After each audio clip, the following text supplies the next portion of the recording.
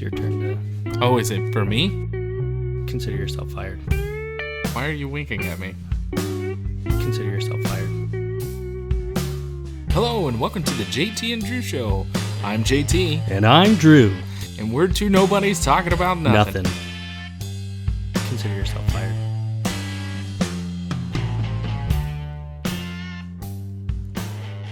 Thanks for having welcome me back to bud. the show.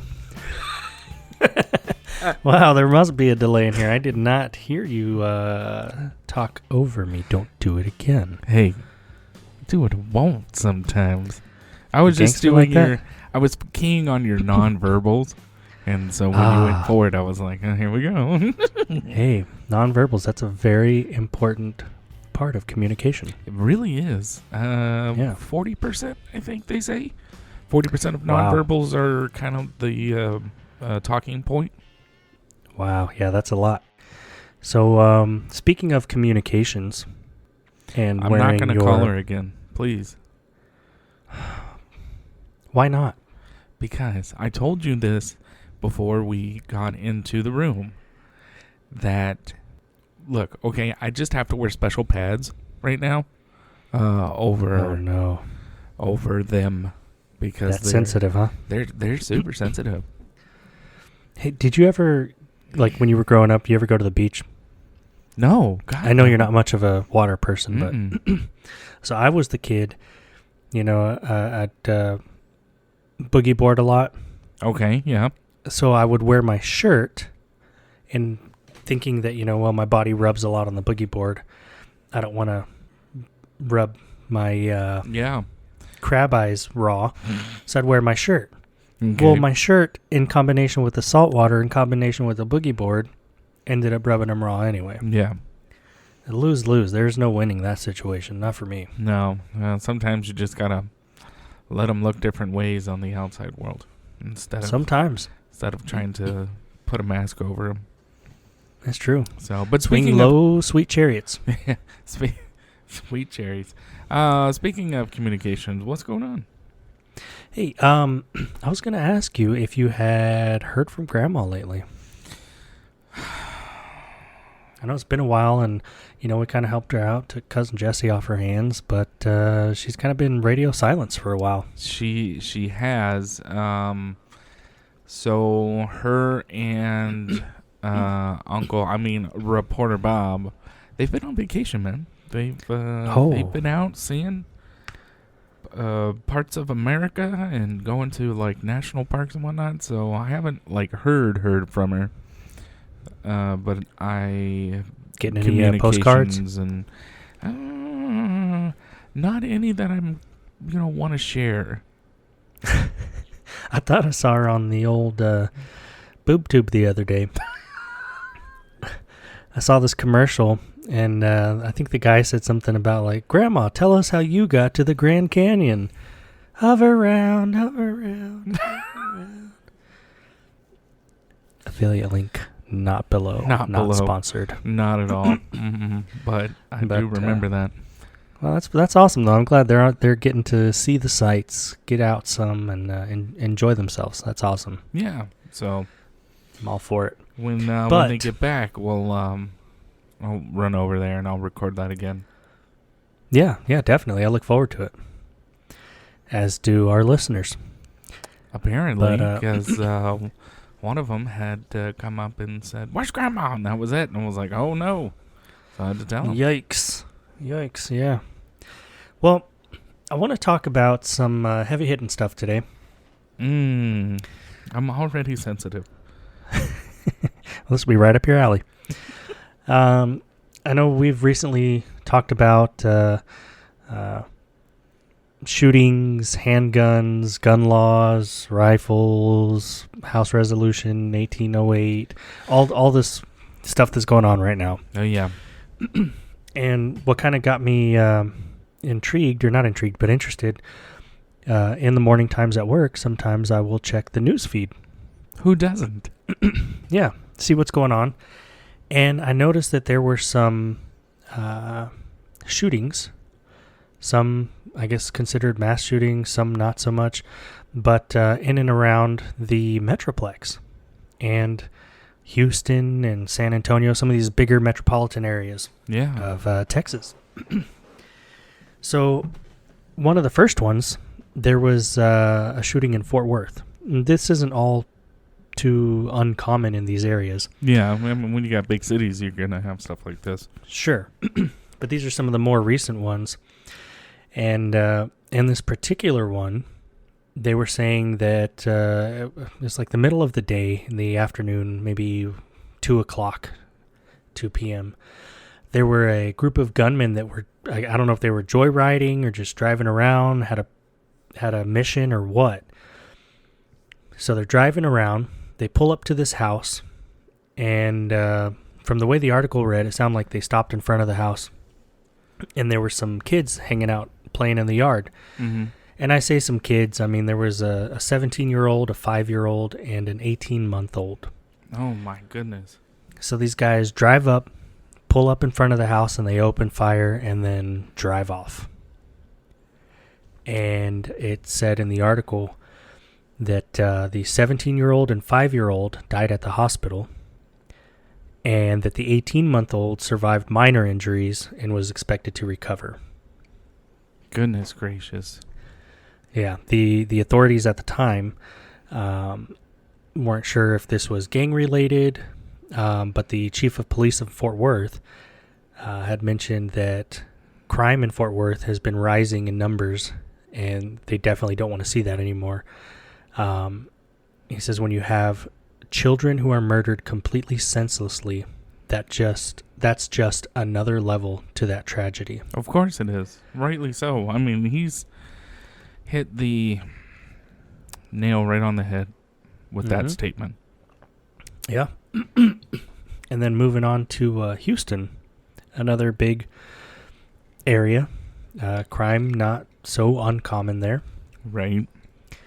There was a man in Houston who apparently, or according to his neighbors, he was a friendly guy. He had been living in this apartment complex for some time, and there were no red flags. You know, he's just a normal dude. I think the landlord even said he was kind of a mentor to that guy, or vice versa. They had that kind of relationship. Yeah. Okay. But apparently he hadn't paid his rent in the past couple months, so the landlord had served him with an eviction notice. And on the day he came to collect the keys, the man willingly turned the keys over, calmly told the guy, hey, I've just got some more stuff to pack up, and then I'll be out of here. So, okay, cool. Do what you got to do. Yeah. Well, it seems like they had that relationship. Yeah. Well, around 1 a.m., after turning in his keys, packing whatever, around 1 a.m., he had set fire to multiple units of the apartment building. And the report says that he was waiting outside, kind of set fire to the building, luring the other tenants out. And as they were running out, fleeing the fire, he opened fire on them with a shotgun. What? Yeah, two of the tenants died on scene, and one of them died at the hospital. And then, thankfully, you know, I mean, it's a tragedy no matter what. But thankfully, the police showed up and they neutralized the threat at that point. They had shot him, taken him out. But, you know, kind of, again, no red flags, but looking into the history a little bit, some of the folks were saying that he had, I don't know how recently, but he had been diagnosed with colon cancer. He had lost his job. He was behind on his rent. There was even someone that said, someone that knew him well, said, hey, man, this is out of character. Something must have just hit him in the last couple of days really hard to where, you know, he just had that attitude of, I just don't care. And he was just going to go out. Of course. When, you know, and I think we've said this, and I'm pretty sure we've said this on a previous podcast, but, you know, like, there's got to be that point, but we've got to figure out where that point is when does the switch flip? Yeah, absolutely. And it seems, and I could be completely wrong because I obviously don't know the gentleman that did this, but it seems that with the diagnosis of the cancer, colon cancer is very common, and you can get over that, but you get hit with cancer. and then you lose your job, and now you're behind on rent, so now you don't have a roof over your head. Yeah. I mean, that could be his rock bottom, and he just...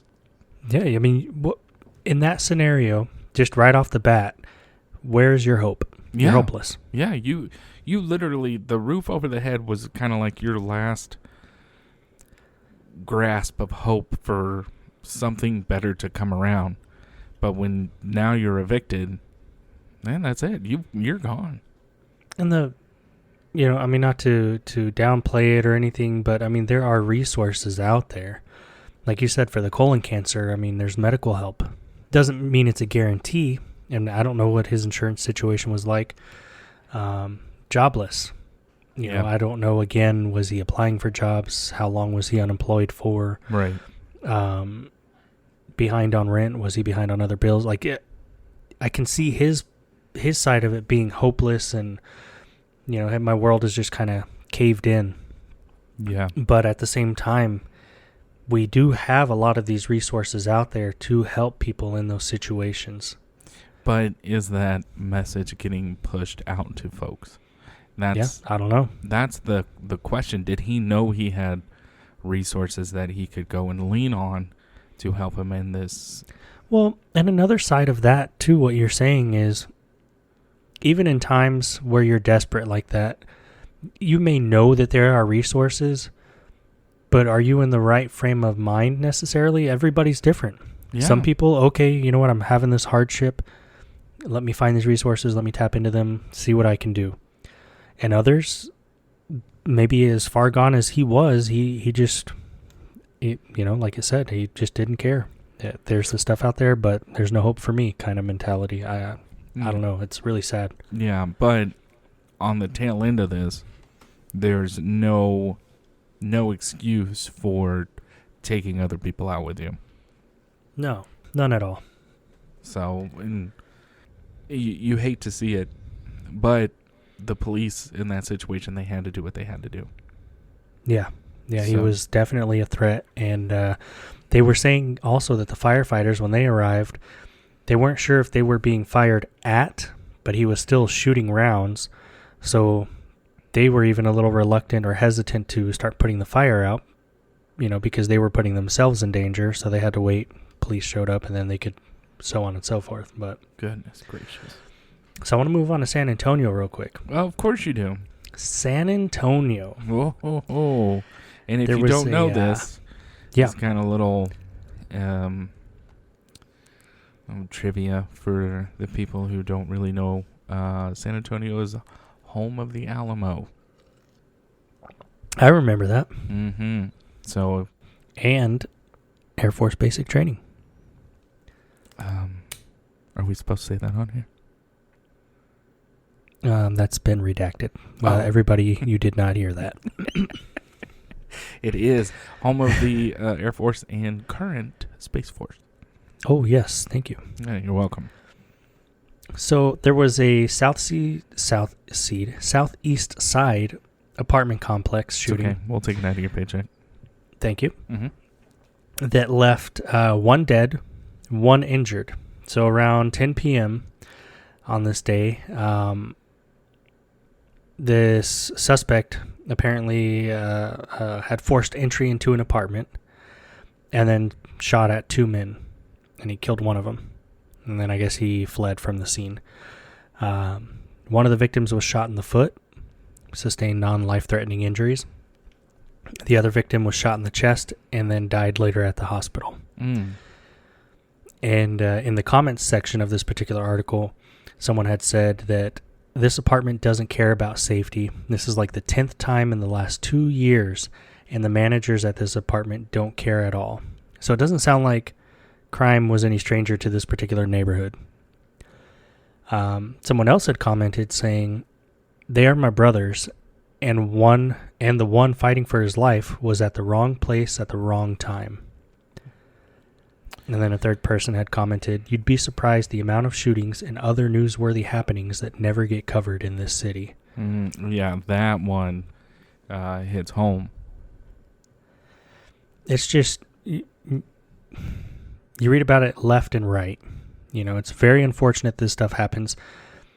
but you read about it, and we've talked about this several times, you know, and the right to defend yourself, and or the government coming in and taking the guns, and it's just, you have to take a step back, and you can't just react emotionally. Right. You want to. Oh, of course you do. But when you do that, you're not looking at the whole picture. No, you put on the blinders and you focus in on what you're discussing or arguing or focusing on. Yeah. And that's what this article from the Dallas Morning News back in June, they had published an article saying, it was titled, "Texas Leads Nation in Mass Shootings and Gun Statistics Point to Why. It's easier for teenagers in Texas to buy an AR-15 than it is a handgun or even a beer." So that was the headline. Okay, well, first of all, teenagers can't buy beer. So let's compare it to something else. Yeah, and my sentiments exactly. That's already illegal. Would it be here in Texas, would it be easier for a teenager to, and we'll go later teens, right?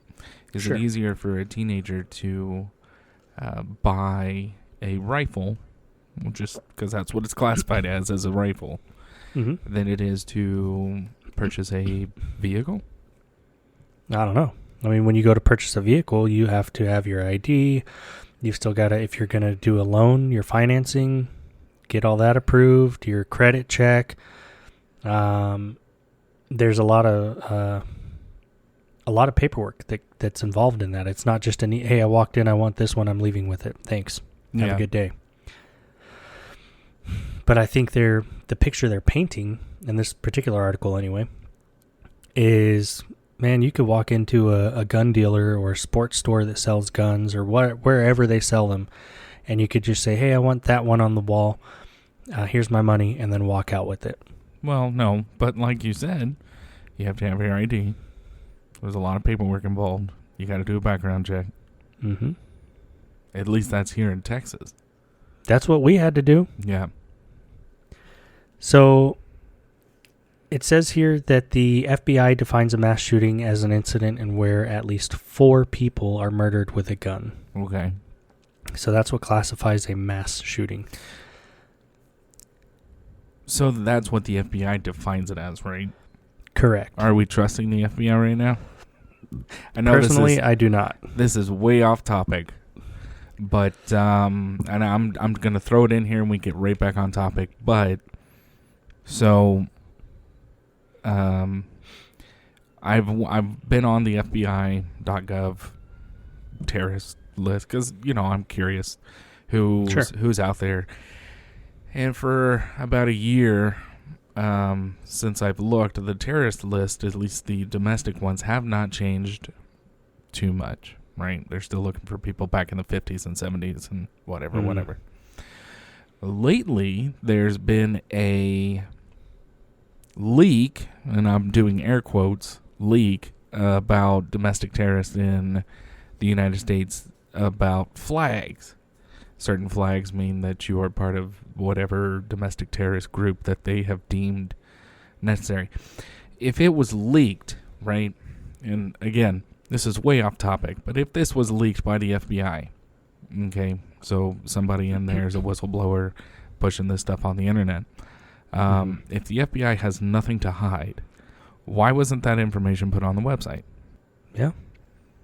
Anyways. So back to the FBI, mass shootings, 4 people. Yep. 4 people murdered with a gun constitutes a mass shooting. So the article goes on to say that researchers and gun safety advocates aren't surprised by mass shootings in Texas, where guns are plentiful and accessible largely due to lax and permissive laws. Again, painting that picture that I could walk in, get whatever I want, walk out. Again, that has not been my own experience. Yeah, that hasn't been mine at all, and I don't know what laxed laws they're talking about. No, it's a narrative in my opinion. Right, and it's the Dallas Morning News. So it also, another thing that makes me question are the laws regarding access or purchasing really that lax and permissive? You know, when you and I had legally purchased our firearms through a licensed firearms dealer, like you had mentioned earlier, there was paperwork to fill out, there was a questionnaire, there's a background check, and this is all even to see if you're eligible to make the purchase. This isn't a guarantee. Hey, let me fill this out here. Go ahead and run the register while I'm filling my paperwork out. Right. And they're not all the same necessarily. And what I mean by that is, I know a guy two guys who went in, purchased guns, filled out the applications, all the stuff, got their background checks. One of them was able to complete everything the same day. Mm-hmm. The other one, his background check, I think it took about 3 days. Yeah. Before that all cleared and everything. And then, okay, comes out, you're eligible, so you can go ahead and continue with this purchase. It's not, I forgot my chocolate milk at the grocery store. Let me run out, grab that real quick, bring it back to the line, and then finish checking out. Yeah. It's not that easy. And let me go back to the car. A teenager person's purchasing a vehicle. I mean, we've all, or most of us, have been into a dealer to purchase a vehicle, and you're there for hours. The worst one was when I purchased a vehicle in Missouri. But at least here in Texas, I haven't been in a dealer for less than 3 hours. Yeah. Now, I have had purchases for firearms that have lasted 3 hours, and I have had firearms that have lasted 2 days. Yeah. So, it depends on what you're purchasing, what the background check is, and from what I was told when it took me a while was how recently have I purchased a firearm. Now, if I purchased one, and then at the end of the week, like say I purchased one on Monday, and then at Friday I go in and I'm like, I really want this one too, and I go and purchase that, and that one's going to take a little longer because that's pretty quick. So they're taking more into account. Yeah, they're really looking at what's going on here. So, it all just depends on what you're doing. So the Dallas Morning News here also goes on to say that the high-powered AR-15 rifle, similar to the Army's M16, is the weapon of choice for many mass murderers bent on achieving the highest body count possible. Joe, I disagree with that. I do as well. I mean, the AR-15 is more like the M4. And people can correct me. Because the M16, at least what I remember qualifying on as, is that daggum thing jammed all the dang time. So if I'm having to clear rounds to get a lot of people down, I'm going to be sitting there fiddling with it for, peanut butter. Typically, the M16 is a little bit bigger. It's definitely bigger as well, and you can't. They're comparing apples and oranges, but when you put this information out there to people who don't know any better, it's scary information. You mean to tell me people are buying weapons? I'll use the political term, the buzzword, weapons of war. Yeah. These are weapons that are modeled after the military? Holy cow, no. People don't need those. What they don't realize is they are very different.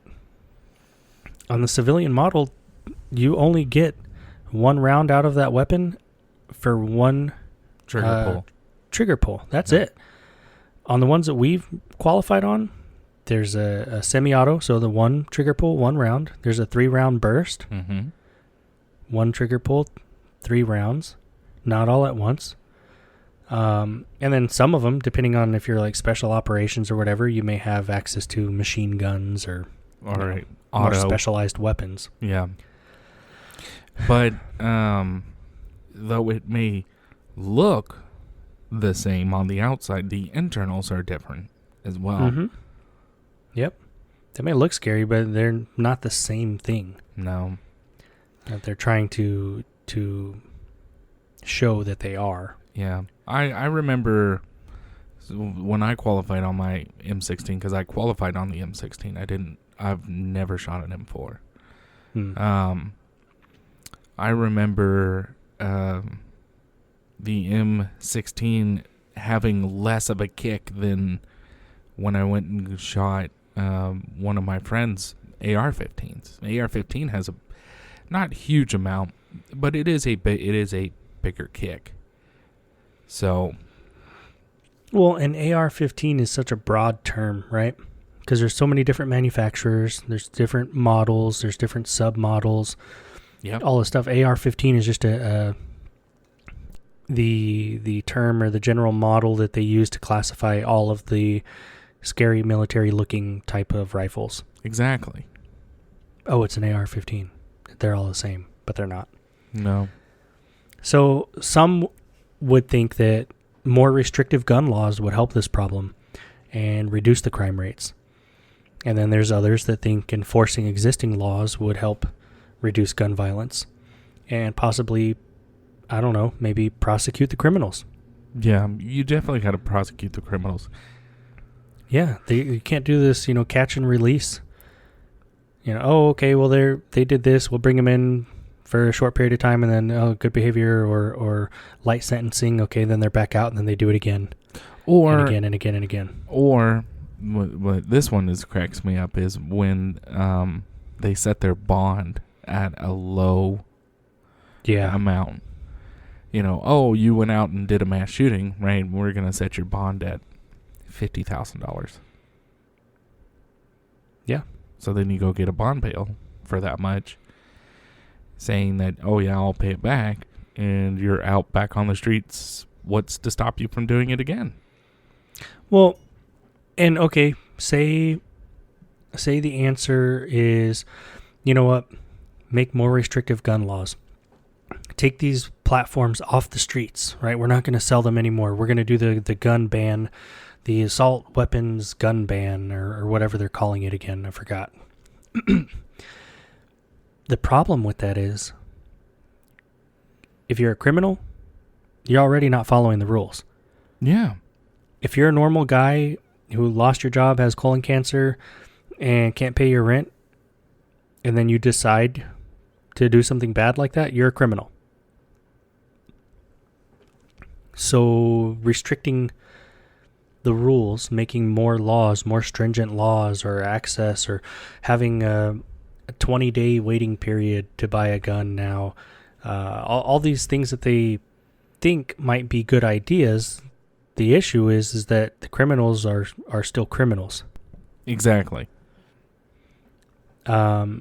According to this lady who's a director of research translation for the Center for Gun Violence Solutions at Johns Hopkins University, she said that an estimated 47,000 guns are stolen each year in Texas alone. She urged that the solution is tightening gun regulations in places where they're lax, including licensing requirements, minimum age requirements for purchasing, and safe storage requirements, which would include storing unloaded, locked up, and separated from ammo. She says, "We're not trying to ban guns. We just want to create and propose solutions for policymakers to make gun ownership safe."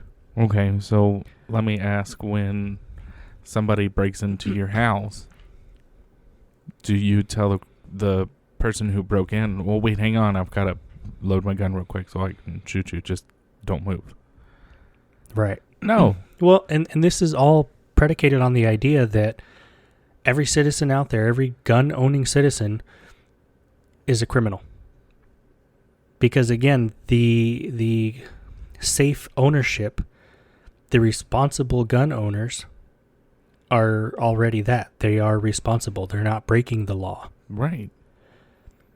So look at our war on drugs. Yeah, I've brought that up a few times. Drugs, they're illegal. Yeah. Cocaine, heroin, meth, fentanyl, heroin, all this stuff's illegal. It already is. different states prosecute them different ways, but they're illegal. Yes. And they're still in circulation. They're still being produced. They're still being used. Like, let's make more laws and more stringent rules for drugs and drug use and drug selling. And, like, it doesn't matter. The people that aren't doing it, that are following the laws, are already not doing it and following the law. Exactly. But you're not going to tell a criminal that, oh, you need to stop what you're doing and following the law. No, it's easy money. Yeah. For the drug wars.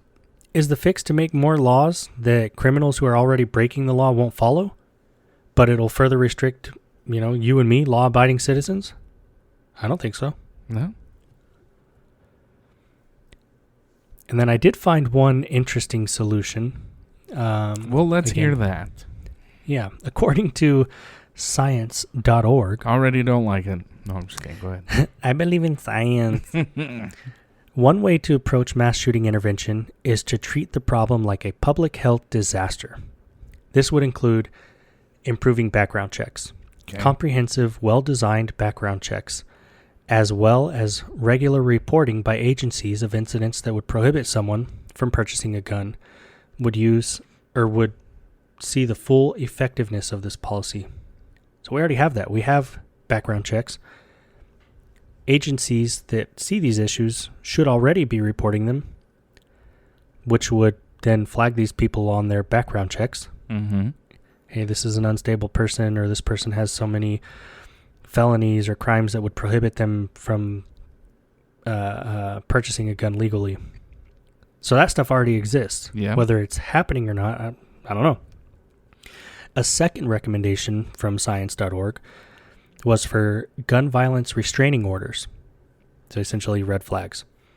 So if you're the family member of someone who is credibly believed to be a high risk of doing harm and has access to firearms, the law would allow either you or law enforcement to present credible evidence to a judge, who would in turn issue an order that authorizes the law enforcement officers to recover the firearm for like 2 to 3 weeks.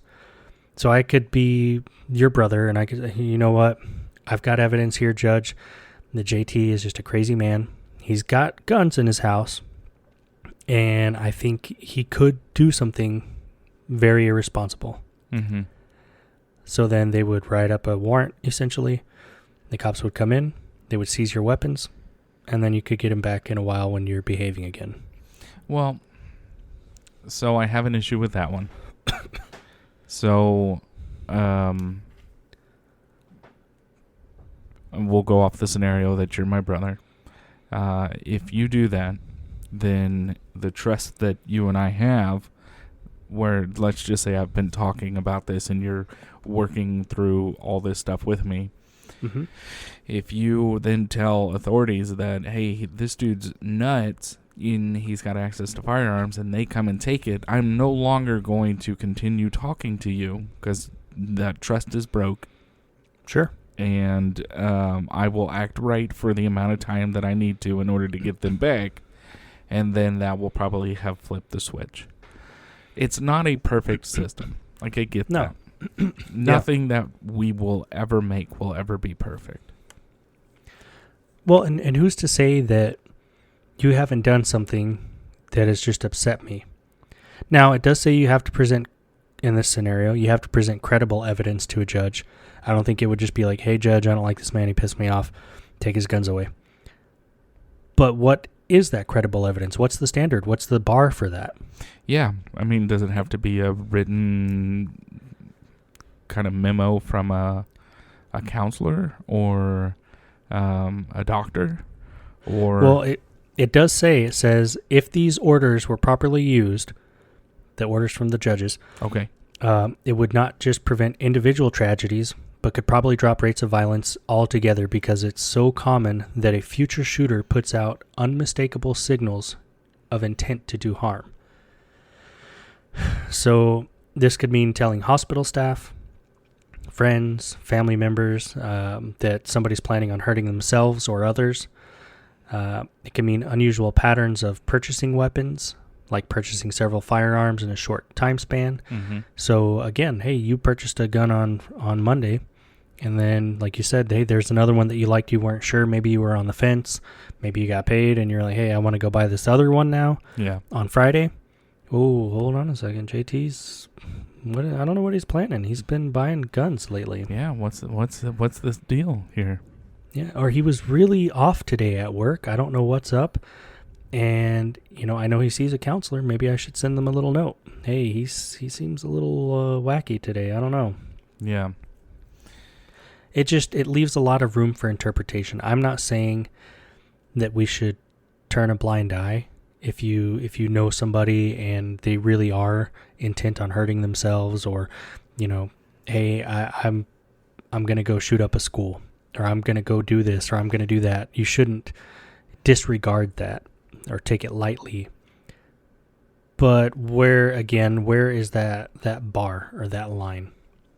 Yeah. Yeah, and that's the key right there, is just to know. And now, is this going to be a state-by-state case? Should the big federal government get involved and tell you where the bar is? I mean, that depends on how you feel about it and where you think this should go.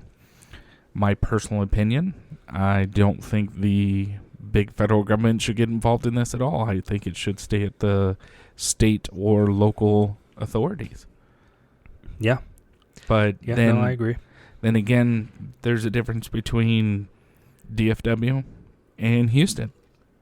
Mm-hmm. So when you get there, what are you going to do? Or let's use Dallas, because that's a super Democratic city, right? So use that. And then what's not a super Democratic city, like Eastland? It's a small town, right? It's a big. It's a bigger town, but it's not like super small.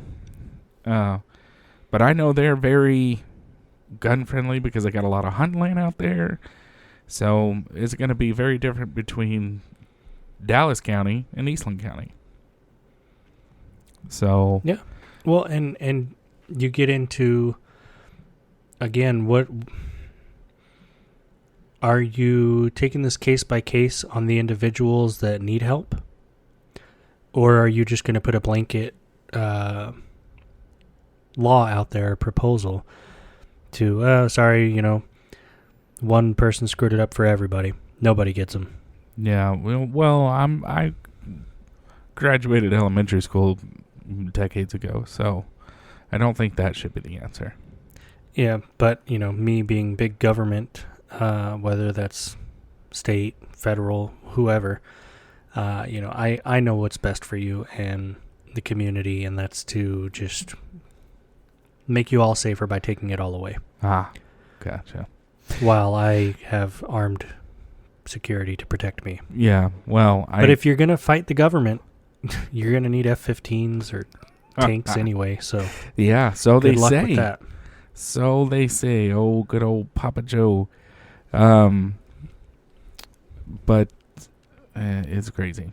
So, real quick, did you hear that Mark Zuckerberg went on to the Joe Rogan show and sort of discussed how that all played out with the elections and everything. Oh, yeah. The censorship. Yeah. So I think just to kind of leave a little taste out there for the listeners, I think we should talk about that next time. Yeah, I think that'd be a great topic. So, but this topic was good. Yeah, I appreciate your insight on it. Very, very interesting stuff. Very tragic stuff that's going on. I don't think, any of it is warranted, no matter your situation. Exactly. Yeah. And, if we can reach somebody with this, if you ever feel that you've reached rock bottom or anything like that, and you're planning on hurting yourself or someone else, I would stop, take a step back, and seek help. Yes. Whether it's a friend, family, or a professional. Yes, absolutely. So absolutely. And you know, always look at your circumstances, and as hard as it is, or as easy as it is to say, and it may be harder in the moment, but it's not always going to be like that. No. You can always turn it around. Yeah, absolutely. So, all right, brother man. Well, that'll do it for this show. All right. Well, hey, appreciate it. Thanks for letting me in, and we will talk to you later. Peace.